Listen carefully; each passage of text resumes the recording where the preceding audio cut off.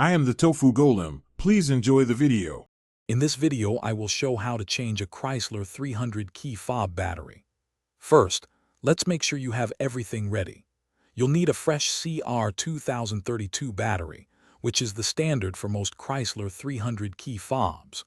Also, grab a small flathead screwdriver. Having a well-lit area and a clean surface will make this process much smoother and prevent any small parts from getting lost. Now, let's open up your key fob. Begin by locating the small release button on the back of the fob and slide out the emergency key. Set this key aside for a moment. Next, look for a small notch or indentation along the edge of the key fob casing.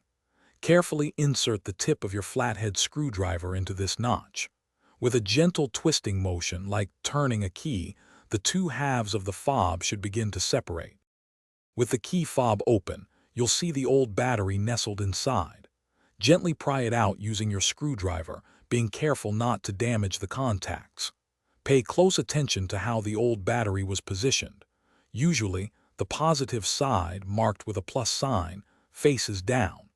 Now, take your new CR 2032 battery and insert it into the compartment, making sure the positive side is facing the same direction as the old one.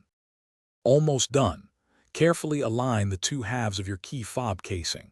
Press them firmly together until you hear a satisfying click, indicating they are securely fastened.